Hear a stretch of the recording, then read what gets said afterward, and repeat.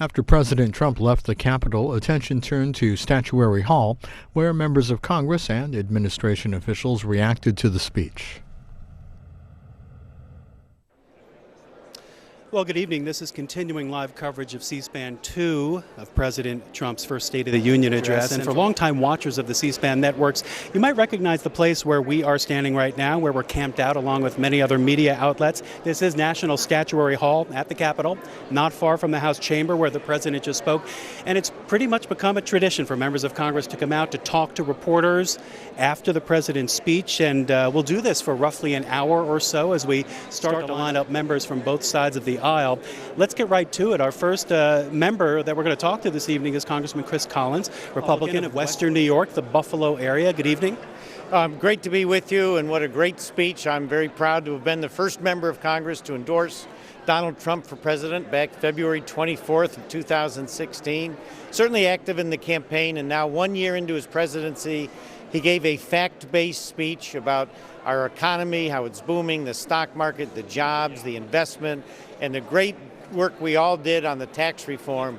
But it was also an inspirational speech, a call for America to be better, to be great, and as he talked about, the things we have yet to achieve, for some of those in our country still struggling, living in poverty.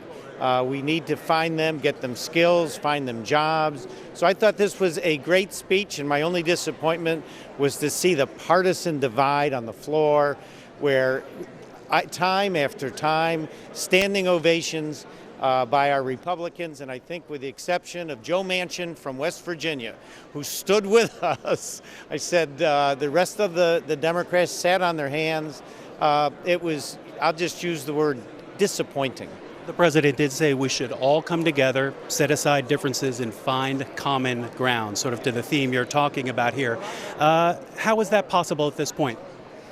Well, it is possible on infrastructure. I think it is possible on immigration. Certainly should always be possible when we fund our military. We did see the Democrats standing up on that as well to end the sequester on our defense spending. So there were those moments, and I think we just need to build on those moments. And I think it's going to come down to certainly the conversation on DACA, those young children that were brought here that all of us have compassion for. And if we can just get that over the finish line, talking about border security, ending chain migration and the visa lottery, which I think most Americans support, perhaps that can be the start. I mean, certainly President Trump today did reach out across the aisle, and we did see a few nuggets of possible agreement. As we wrap up here, Congressman, paint a picture of Western New York, the Buffalo area, which has seen its share of difficult times economically. How's it doing today, and what's the future look like? Well, unfortunately, we are in New York State, which is the highest taxed, most regulated, least business-friendly state in the nation. We continue to lose population. We're going to lose another congressional seat in the next census. So we have the most progressive governor in the country, and he's driving business out of our state. And with those goes the jobs and the future for our children. It's been devastating for our state. It's devastated Western New York as our factories have shut down. But New York is New York, and it's a dark, dark blue state. Congressman Chris Collins, Republican of New York, thank you for joining us. Good to be with you. As we continue on here in Statuary Hall, another New Yorker, this one from Brooklyn, New York, the borough of Brooklyn, Representative Hakeem Jeffries, a Democrat. Good evening, sir. What do you think of the speech? Well, first of all, let me say I'm proud to be from New York, where I think Governor Cuomo, along with my former colleagues in the New York State Legislature, are doing a tremendous job. And I'm proud to be from Brooklyn, proud to represent a district in Brooklyn and Queens. I thought that the speech was filled with nothing but one misrepresentation after the next. He misrepresented the reality as it relates to the economy and job creation. Barack Obama, during 8 years, created 14 million plus private sector jobs. And the notion that this economic turnaround has begun in the last year is just a fiction. He called it a new American moment. What does that phrase and that sentiment mean to you? It's not clear to me, because we've seen one divisive moment after the next under this president. He hasn't brought people together. He's tearing us apart. We're trying to move the country forward. It seems like he wants to turn back the clock, and that's unfortunate. Now, he talks a good game, but it's not clear to me that he really means it. And so the proof is in the pudding, as my grandmother would say, and we'll see what happens over the next few weeks or few months. What do you make of the president's 4 pillars when it comes to immigration that he spoke of tonight? Well, again, it was riddled with misrepresentations, in particular when he talked about so-called chain migration. That's a phrase that was invented by some on the right to try to demonize people under a program which is really called family reunification, consistent with the American dream, consistent with the Statue of Liberty and the notion that we welcome folks from all over the country to pursue the American dream, to work hard, and to make it in this great country. He seems to not understand that dynamic, unfortunately, even though he's from a great immigrant city like New York. So as a member of the Judiciary Committee, Congressman, the president said there is going to be a bill, a lot of work to do in the weeks ahead. What do you see actually happening in the immigration area? That's a great question. Mitch McConnell has promised Chuck Schumer and the Democrats in the Senate that there would be a vote on the Dreamers, or perhaps a broader package of immigration reforms. We've seen no such promise from Paul Ryan. And so it's not clear to me that there'll be any movement in the House of Representatives. If Donald Trump is really interested in seeing progress, he'll pick up the phone, call Paul Ryan and say there should be a bill that's bipartisan in nature that receives a vote on the House floor. And if that happens, we know that that vote to protect Dreamers will pass. Congressman Hakeem Jeffries of New York, Democrat, thank you for joining us tonight. Let's go right to another Democratic member of the House, Representative Sheila Jackson-Lee, Democrat from the Houston, Texas area. Good evening. Good evening. How are you this evening? Let me ask you about your district first, the Houston area in general, following the storms from last year. How are things picking up? Houstonians are resilient, and we're Houston strong, and we have a great local team of locally elected officials. But that was one of the reasons why I was deeply disappointed tonight. There was a fleeting moment of accolades for rescuers and first responders and the Coast Guard, of which I stand united on that applause. But there was nothing about the president's pledged commitment to help us. That has not happened. The amount of money that we need to rebuild and to fix our infrastructure is much more than $81 billion that is now in place. When I say in place, passed out of the House for everyone. Puerto Rico, Virgin Islands, Florida, and of course Texas. Texas was devastated, and it has been proven that Hurricane Harvey was the most catastrophic storm on the continental United States. And then our friends in California.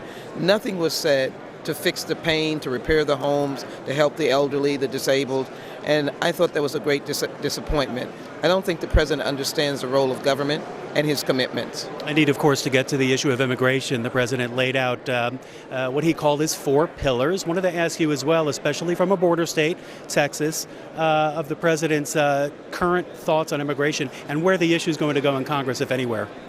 Well, first of all, let me say that I'd hoped that the president would heal the nation tonight, and one of the ways of doing that would be to talk in a conciliatory manner about immigration reform. One of my guests tonight was a dreamer. I don't think the 4 pillars in any way heals the nation, nor lays out a platform of discussion. There are discussions going on, but he has misinterpreted legal immigration. Family reunification is not chain immigration. Diversity visas does not in any way suggest that these people do not have merit. It indicates that countries where people of color have less of a chance to get in the United States, and that's how we help them.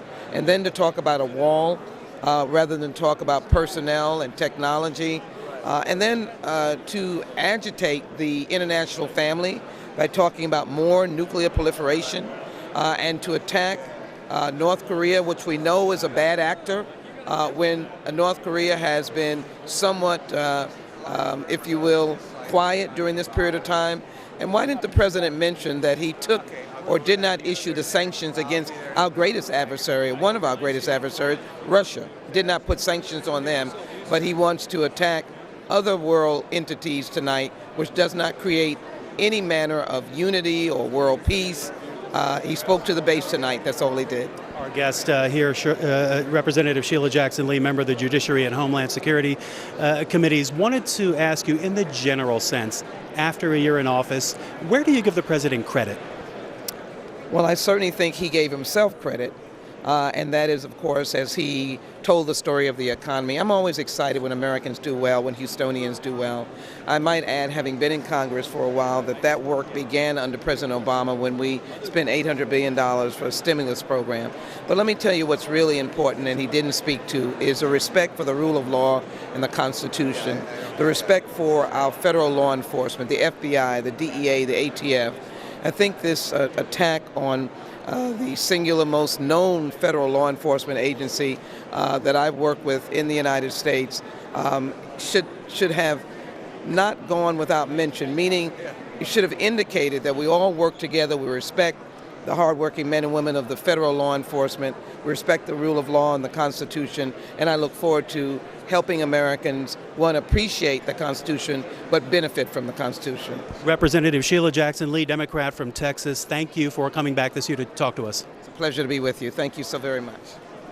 As we continue talking with members of Congress from here in Statuary Hall at the U.S. Capitol is Representative Mark Sanford, Republican of South Carolina, member of the Transportation Committee. Let's get right to that infrastructure proposal that the president put out. He wants $1.5 trillion of infrastructure activity generated by all sorts of folks working together.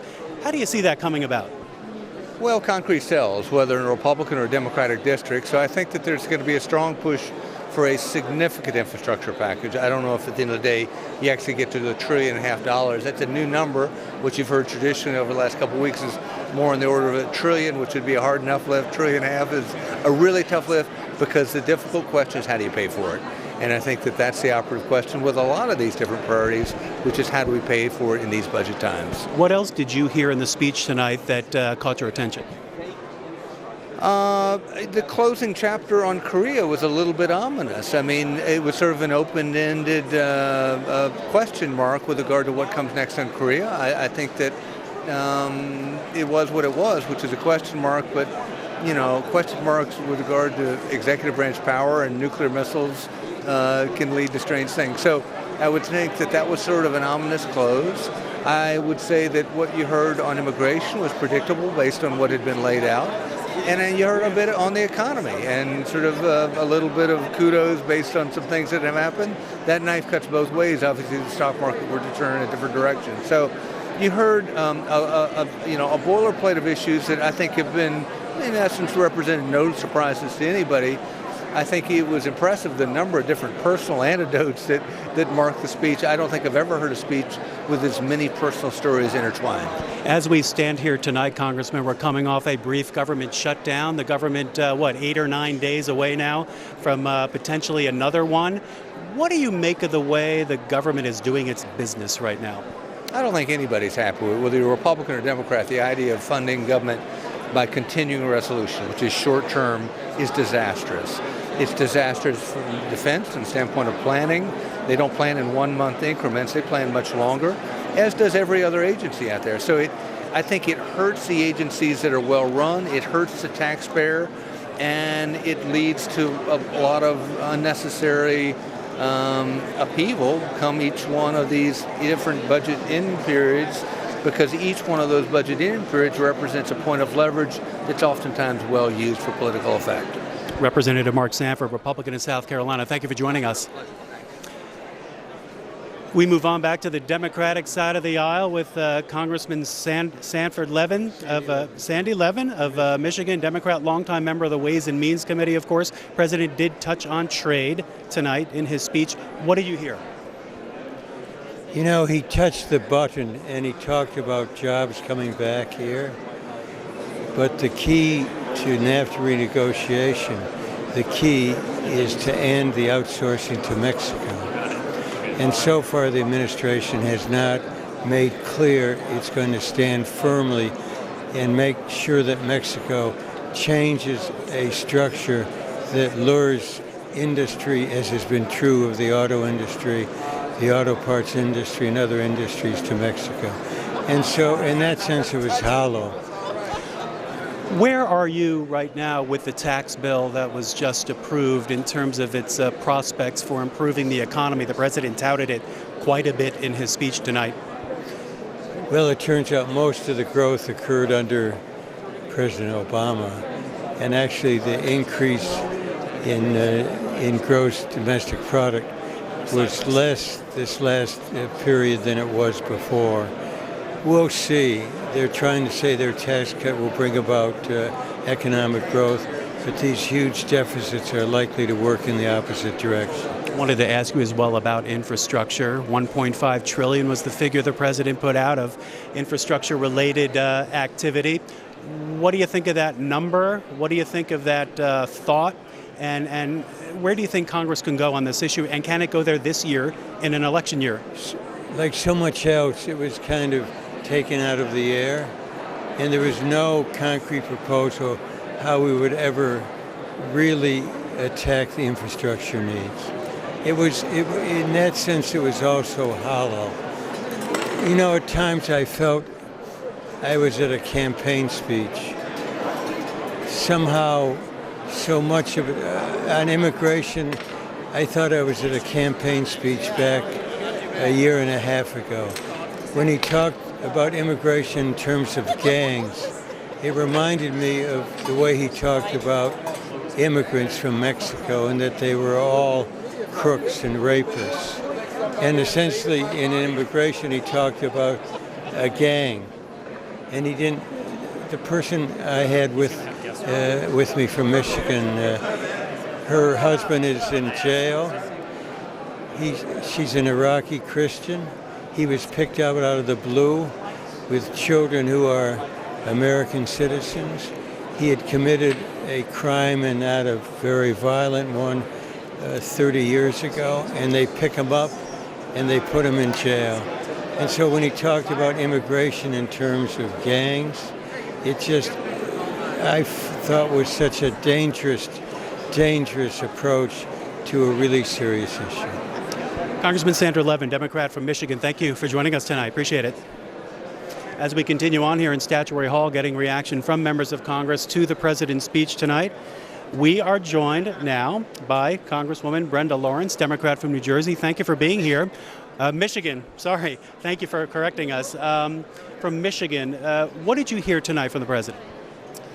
It was a very long speech. The president said a lot of the right things, but they were in direct conflict with his policies and what he said. I thought it was so insulting for him to say Americans are dreamers too, because we understand that we dream, but the dreamers that we have labeled and we know are an immigration issue. Young people who came here with no decision ability of their own. I talked to a dreamer today, came here when she was 6 months old. She's a college student. And you're minimizing that. And then to be so focused on this M16 or this illegal immigrant gang that he speaks of, spoke nothing about crime in America, about his commitment to America first. What about fighting the crime that's in our streets that's not by immigrants? And in so many of the areas, gun controls and all those things. But he said two things that I thought was on track. One was funding of our infrastructure, and the other one was funding of apprenticeship programs. And we definitely need to do that. And the prescription drugs, you know, for us to be able to pass laws where we can get drugs with experimental drugs so that we can try to live is extremely important. You're a member of the Transportation Committee Yes, as well in the House. What would you like to see happen in that area this year? I want us to find a bipartisan way we can fund it. There's not a person that doesn't recognize and know we need to fix our infrastructure, but you know, the devil's in the detail. And so that's where I want us to have some real dialogue. And the president is trying to flip the formula. It's not going to work 80-20, where it's 80% private investment, 20%. No, that's not going to work. But I think that we do have opportunities for private investment. And I want to get to the table and start doing the work. So far, we haven't even come to the table to work on it. And as we wrap up, you as well are dressed in black tonight. Yes, I am. Tell us why, and also tell us about the red button that's on your right shoulder. Yes. My guest tonight was a reporter, Danielle McGuire. She wrote a book about Reese Taylor. Reese Taylor was a young mother in 1944 who was raped, a black woman who was raped by 6 men, white men. They threatened to kill her. They threw her on the side of the road and said, if you tell anyone, we'll kill you. And she had the political courage to speak up. So when we talk about Me Too, when we talk about Time's Up, it's about women having the courage to stand up and not be a victim. We know what happened in Michigan State, where we had this horrific incident with Dr. Nassa assaulting all these women. One of the victims stood up with tears in her eyes and she said, "Today I'm no longer a victim. I'm taking back my life." Reese Taylor was a woman during Jim Crow who had the courage to do that. And we're also wearing the kente cloth. And this is in unison with the African communities that this president has labeled as S-holes.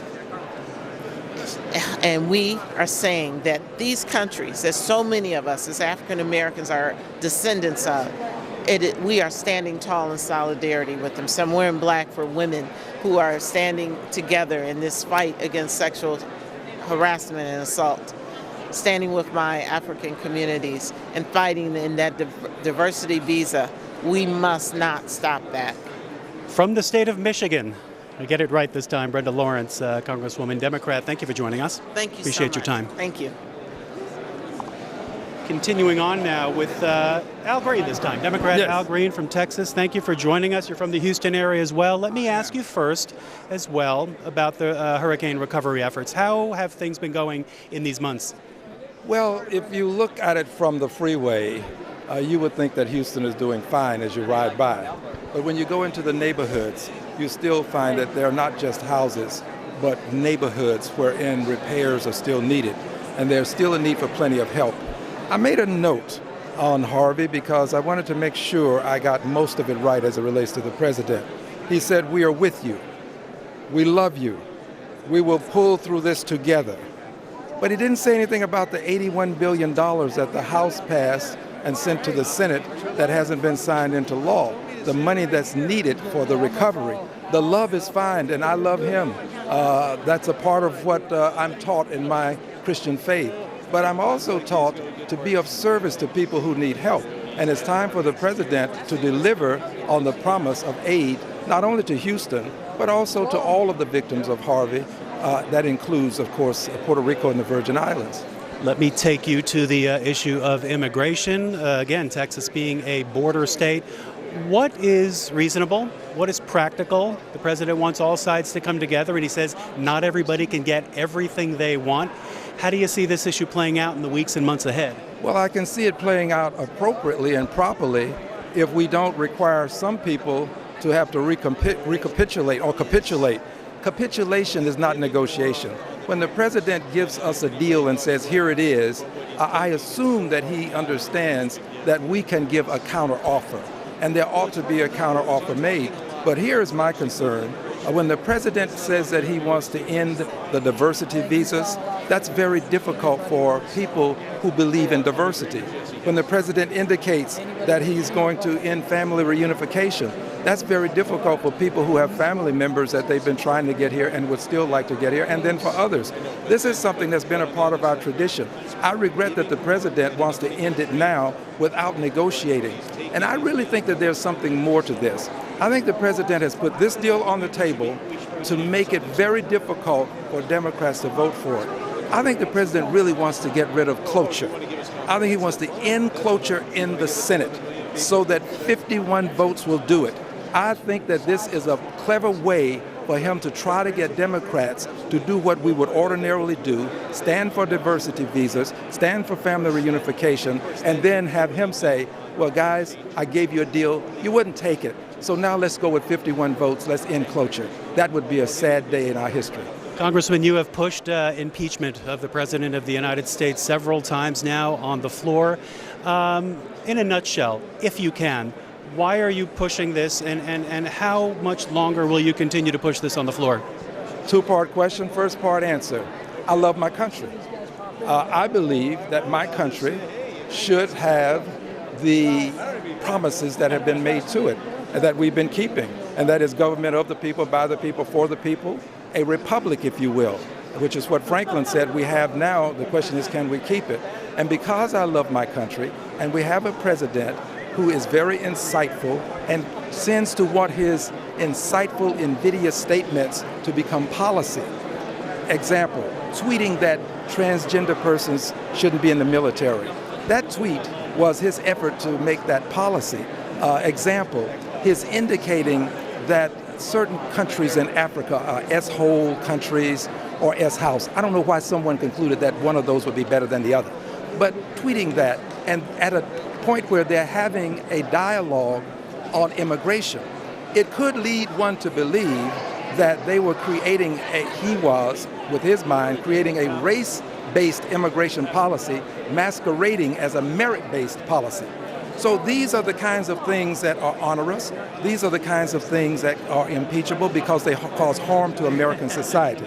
Now, you asked the first part of the question, why was I doing it? I've answered it, because I love my country. The second part of the question, repeat for me again so that the people at home will know. How long will you continue to push this on the floor? The president will be subject to impeachment as long as he is president because of the firing of the FBI director, Mr. Comey. When he fired Mr. Comey and then went on national TV at prime time and explained that it was related to the Russia thing, my dear friend and friends at home, impeachment is not judicial, it's political. All of what you hear on television from the talking heads and the experts is about the judicial aspect of impeachment, not the political aspect that takes place in the House of Representatives. So as long as this president is in office, he is subject to a call for impeachment based upon his interfering with an investigation of his campaign's involvement with Russians. Russians have been trying to deal in our campaigns in an invidious way, and we have a duty to investigate it, and the president cannot interfere with that investigation, and he's subject to impeachment. Representative Al Green, Democrat from the Houston, Texas area, thank you for joining us tonight. Thank you very much. Thank you. God bless. Thank you. Thank you. Moving on now with Member of Congress reaction to the President's State of the Union speech. We now have a Congressman from Illinois. It's Congressman Rodney Davis, a Republican. Thank you for being here. First of all, what did you hear from the President tonight that spoke to you most? You know, I like the bipartisan tone. I think he laid out a plan for immigration that not many people expected, infrastructure, talking about rebuilding our military. I wish the president would have talked a little more about agriculture, which is why I brought my friend Jason Worth, who's an organic farmer in my district. And also, I'm glad that he highlighted the need to be bipartisan, because it was not it was a lack of bipartisanship. It's the hate and the vitriol that we see in politics today that led to my friend Matt Micah, another guest, getting shot on a baseball field. So we were able to highlight some of the need for bipartisanship tonight with these two folks, and I think the president did the exact same thing during his speech. Let's talk to your guests. First off, why don't you come on, step on into the camera. Tell us why you are here tonight, and what did you take from the experience? Member of Rodney's guest tonight. I was one of the coaches of the congressional baseball game, got shot down there, and just happy to be here and appreciate the president talking about bipartisanship and what the congressional police did at the baseball game, and just looking forward to issue of infrastructure and also rebuilding our military. So really, what was that moment for you during the shooting? What was that whole episode like for you? Well, one, I was just running to get away. Didn't even know I got shot until some of the members saw me, and then I saw officers Griner and Bailey, and just trying to get off the field, and then all the members coming over and just taking care of me and getting held by the Alexandria firefighting police officers. So, Congressman, into your other guest has another occupation as well. Mr. Worth is a professional baseball player. He played for a long time for the Phillies, the Washington Nationals. Tell us about your experience here, Mr. Worth, tonight, and what did you get from it? Well, I didn't really know what to expect coming in. You know, it's my first time I've ever done anything like this. Just you know, we've been working with these guys on with organic farming and doing some stuff for the Farm Bill. But I was really inspired. I thought it was, you know, I felt like it was a great time to be an American, and I thought President Trump did a great job. And you know, he hit all the points, and you know, he spoke really well, and I was inspired. Let me go back to the congressman here for a moment. Transportation, infrastructure. Again, that $1.5 trillion figure being thrown out there by the president for lots of different types of folks to get together and create that kind of activity. What's realistic in Congress, and how soon? Well, I certainly hope any plan is going to be realistic, because you can't get much more bipartisan than infrastructure. And let's put it into perspective, too. If the president's talking about a $1.5 trillion plan, even if they're talking about investing somewhere around a direct investment of $200 to $250 billion in extra infrastructure spending, that's about 5 times as much it was invested in infrastructure in the stimulus bill that borrowed $1 trillion off the backs of the next generation and actually only used about 6% of that for infrastructure. So if we can do that, I hope the Democrats will want to open up a debate to fix a long-term highway trust fund, diversify it, and if we can't get bipartisanship on that, it's just because they don't want to give President Trump a victory. One more question. What's your biggest critique so far of the president after a year in office? Well, the president has some different Twitter habits than a lot of us have, but I want to say the president gets so much critique by so many that sometimes what he's done, decisions made that people would never have expected from the campaign that he ran, do not get enough credit. Look, this is a president presiding over one of the best economic growth periods in our entire generation. We've got historic tax cuts, rebuilding our military, foreign policy successes that get overrun by the 24-hour news cycle and sometimes by what he tweets that day. Congressman Rodney Davis, Republican from the Champaign area in Illinois. Thank you for joining us, and thank you to the two guests who came as well. Appreciate your time tonight. Thank you. Thanks, guys.